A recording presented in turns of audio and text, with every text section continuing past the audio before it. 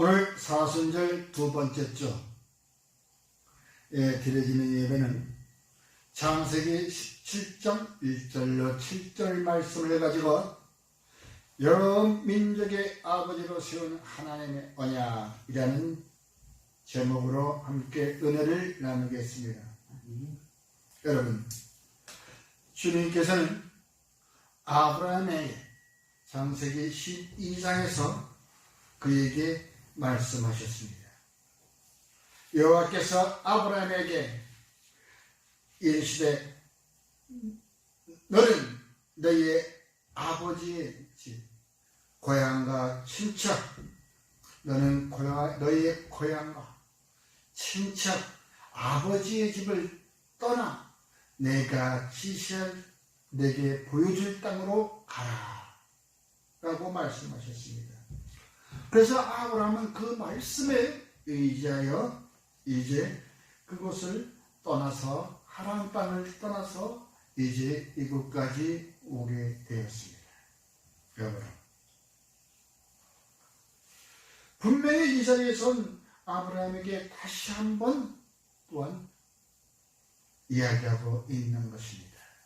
12장에서도 너를 무수히 바닷가에 많은 모래처럼 하늘의 별처럼 이와 같이 이야기하셨는데 그 너희 후손을 보내겠다 하셨는데 오늘 또 이 자리에서 이와 같이 얘기합니다. 그것뿐만 아니라 모든 열방의 아버지가 되겠다고 말씀하고 계시는 것입니다. 이때가 지금 아브라함은 99세였습니다.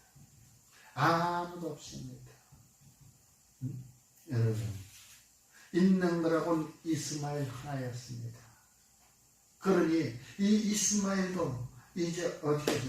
16장에서는 떠나보내게 되었습니다. 여러분, 그러면서 아브라함에게 이야기하고 있습니다. 보라, 내가 내 언약이 너와 함께 있겠다. 내 언약이 하나님과의 말씀이, 약속한 말씀이 함께 있기만 하면 그 후에 이루어지는 약속은 이루어진다는 것을 믿으시기 바랍니다. 이 말씀이 있기까지, 이루기까지, 그 하나님의 말씀이 언약에 이루어지기까지 우리가 해야 할 것이 있다면 그것은 바로 하나님의 지시에 따르는 행동을 완전하게 행해야 된다는 것입니다. 그것이 곧바로 하시면 지시에 따르는 행동을 하여라. 말씀의 지시가 있음에도 불구하고 분명히 그렇게 하겠노라고 얘기하고 따르지 않는 사람들이 엄청 많이 있습니다. 지금 당장 내 눈에 보이는 그 이득만 취하고 뒤에 가서는 나 몰라라 하는 사람들. 여러분, 그 우상들이 많았던 그 지역에서 이제 그런 이제 출애굽시킨 것처럼 빼와가지고 이제 너에게 이제 먹고 살만하게 되니까 이제 나 몰라라 하는 그런 사람들이 얼마나 많아. 그러나 아브라함은 끝까지 그 뜻을 저버리지 아니하고 하나님의 말씀에 따랐다는 것을 믿으시기 바랍니다. 출애굽기 24장 7절에는 언약서를 가져다가 백성에게 낭독하여 듣게 하니 그들이 이르시되 여호와의 모든 말씀을 우리가 준행하리다 라고 그 출애굽한 백성들은 바로 그 모세가 가져온 언약 앞에서 하나님께 약속을 했습니다. 우리가 하나님께 지은 이 약속은, 언약은 다 깨트려지기 마련이지만 하나님이 우리를 붙들고 약속한 언약은 끝까지 이루어진다는 것을 믿으시기 바랍니다. 그러므로 누가 손을 붙잡았냐? 하나님이 나의 손을 붙들었는가? 아니면 내가 하나님의 손을 붙들었는가? 내가 하나님의 손을 붙들었던 손은 언젠간 내가 그놈을 놔버리게 되는 것입니다. 힘이 없어서 놔버릴 수도 있고 세상에 다른 것을 보다가 눈이 휘둥그레져 가지고 여기에 마음 팔려서 놔버릴 수도 있는 것입니다. 그러나 하나님께 붙들린 손은 내가 아무리 해탈을 해도 다른 것을 보아도 하나님은 끝까지 붙들고 가신다는 것을 믿으시기 바랍니다. 이것이 바로 하나님이 내게 한 약속이라는 것을 우리는 굳게 믿어야 되는 것입니다. 내가 하나님께 약속한 것은 오늘날도 보십시오. 오늘날도 많은 교회의 성도들을 보십시오. 누구를 지칭하는 건 아니지만 내가 이번 일만 잘 된다면, 이번 사업만 잘 된다면 내가 이 성전을 아름답게 짓겠습니다. 이 교회를 엄청 부흥시키는데 인력하겠습니다. 그런 말들을 많이 하죠. 그러나 딱 막상 이루고 나면은 내가 언제 그랬느냐 나도 잊어먹고 모릅니다. 아니야, 내가 바빠. 오늘은 내가 누구랑 어떤 거래처와 만나기로 돼 있어. 오늘 그 계약을 성사시켜야 되기 때문에 나는 또 오늘도 교회를 못 나가. 갔다 와서 이야기하지. 갔다 와서 뭘 하지.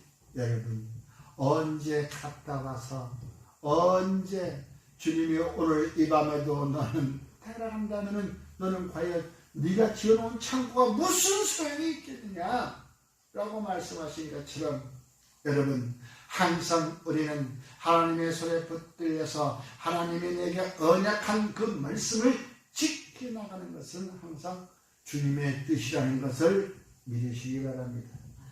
여러분, 우리는 곧잘 하나님과의 약속한 것을 잃어버리는 것이 한두 가지가 아니었습니다. 역대상 16장 15절에도 너희는 그의 언약 곧 천대에 명령하신 말씀을 영원히 기억하라 하였지만 우리는 당대에서만 끝나고 말아버린다는 것입니다. 내 당대에서만 끝나버리고 만다는 것이 얼마나 어렵습니까? 믿음이 곧 3대를 내려간다는 것이 그런 쉬운 일이 아닌 것입니다. 또 세상의 기업들 보십시오.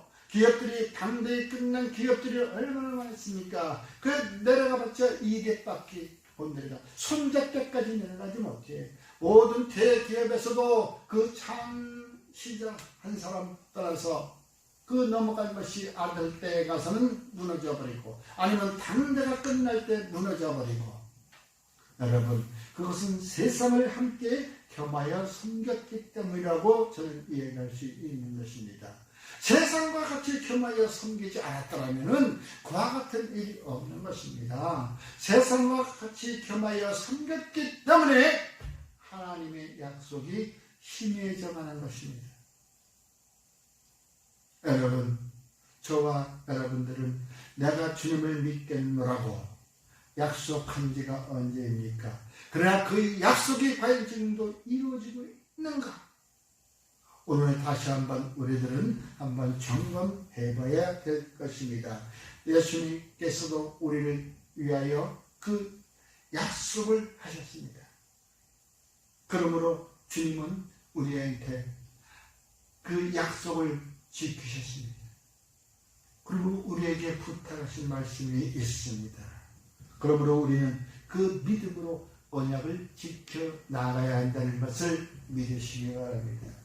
믿음이라고 하는 것은 분명히 내가 보낸 자를 믿는 것이 믿음이라고 하셨습니다. 그것이 곧 언약이었습니다. 그러나 우리는 눈에 보이는 것 아니면 또 세상의 물질잡힌 것 과연 언약이 이루어지는 것은 뭔가? 나의 언약은 무언가? 내가 주의 자녀로 내가 택함받은 것이 그 언약인가? 아니면 내가 잘 살고서 이 세상에 리더로서 살아가는 것이 내가 그 언약인가? 나는 늘 이와 같이 그 밑에서 섬기는 자로 살아가야 되는 것이 그 하나님의 언약인가를 우리가 생각해 볼 때 우리는 힘들고 피곤하고 고단합니다. 나는 섬기는 자로만 살아야 되는 것인가? 나는 세상에 그 어느 누구라도 좀 높임받고 좀 존경심 받아가면서 또 펴줄 사람은 없는가? 여러분, 모두가 선생되기를 원하지 말라. 선생되기를 자청하지 말라라고 했습니다. 선생된 자는 더 많은 것을 주님께 내놓아야 된다고 했습니다.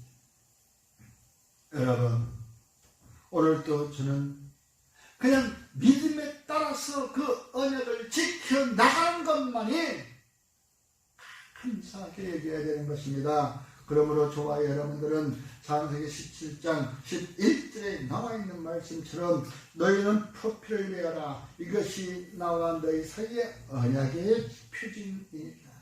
바로 이것이 할례인 것입니다.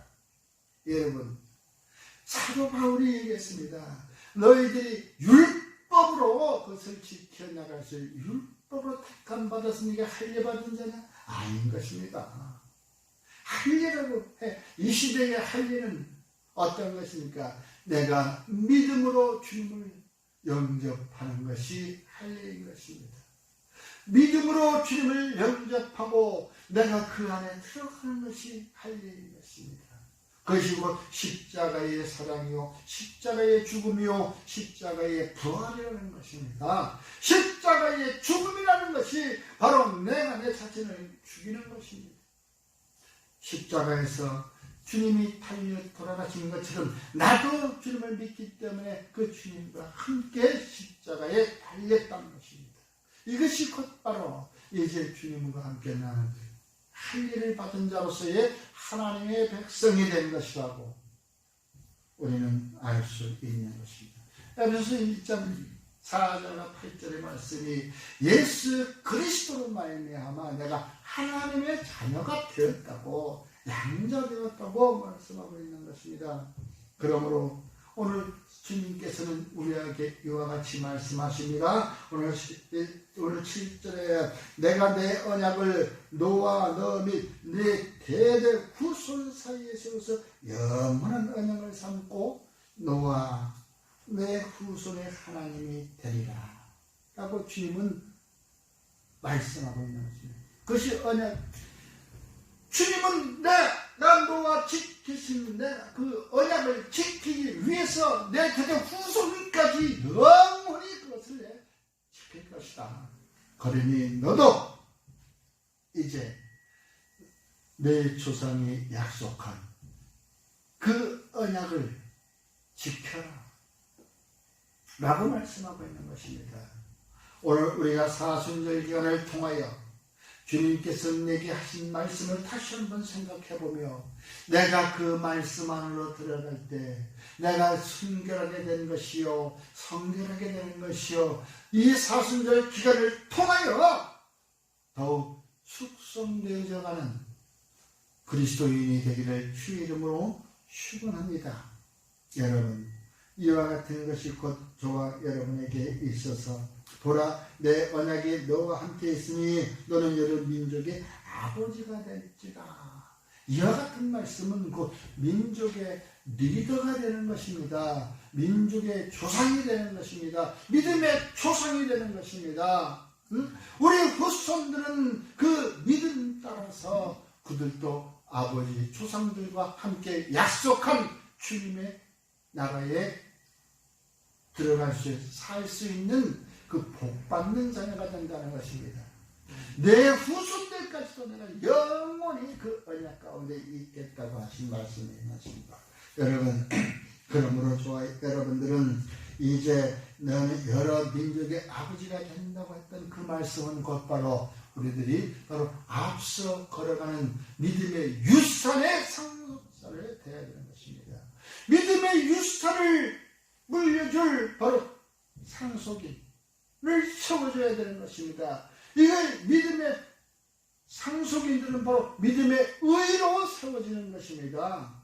그냥 세워지는 것이 아니에요. 믿음의 의로 세워진 상속인들이 되어야 된다는 것입니다. 그것은 곧 바로 오늘 사순절을 통하여 더욱더 우리가 그 앞 한 걸음씩 한 걸음씩 나아가야 된다는 것입니다. 어디로 나가? 바로 갈보리에 얼렸던 바로 십자가에 오르기까지 그 주님은 고통당하신 일들 또한 그 날들을 기억하면서 주님은 오르셨습니다. 우리가 지금은 내가 갈보리산에 오르지 않았다 할지라도 지금 어쩌 보면은 내가 지금 나도 갈보리산으로 한 걸음 한 걸음 다가가고 있는지도 모르는 것입니다. 그것이 곧 바로 우리들이 내일 일은 난 몰라요. 오늘 하루하루를 살아가는데 주님이 나와 함께 하시면 그 길을 갈 수 있다고 고백하는 것입니다. 주님 주님이 나와 함께 하시네. 나는 그 어떤 험한 길도 갈 수 있다고 고백하면서 날마다 십자가를 바라보고 주님 달리신 것을 바라보고 우리는 그 걸음을 내딛는 것입니다. 그러므로 이것은 곧 바로 구원의 약속인 것입니다. 바로 구원의 약속은 다름 아닌 복의 근원인 것입니다. 복의 근원은 아무리 내가 복을 받아도 구원받지 못하면 그건 아무 소용이 없는 것입니다.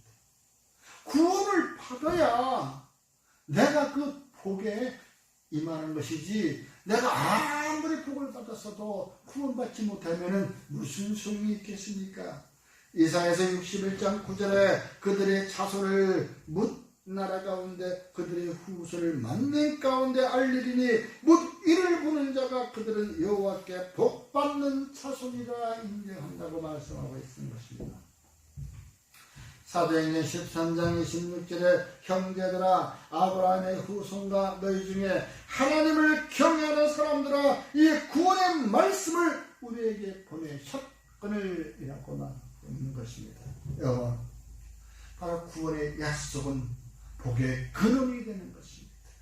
그 복의 근원은 바로 구원 그 가운데서부터 존재하는 것이지, 구원을 제껴놓고 포기될 수는 없는 것입니다. 여러분 믿으십니까? 구원을 저버려놓고 복이 될 수는 없는 것입니다. 복이라고 하는 것은 첫째로 내가 구원의 존재로 하는 것입니다. 그러므로 내게 여러 가지 주는 이 모든 현상들은 바로 내가 구원에 이르는 것에 다 하나씩 필요한 것이지, 이게 필요치 않는 것이 아니야. 이게 필요하지 않은 것은 뭐야? 내가 이걸 아무리 받았다 할지라도 구원하고 아무리 상관없는 것은 나하고 주님하고는 아무 관계가 없다는 것이에요. 주님과 관계가 없다는 것은 하나님과 나하고는 아무 상관이 없다는 것이에요. 관계가 없다는 거예요. 어찌 주님으로 인하여 하나님과의 관계가 바로 아버지와 자녀로서 맺어졌기 때문에 저와 여러분들은 항상 어떻게 힘써 나가는 것입니다.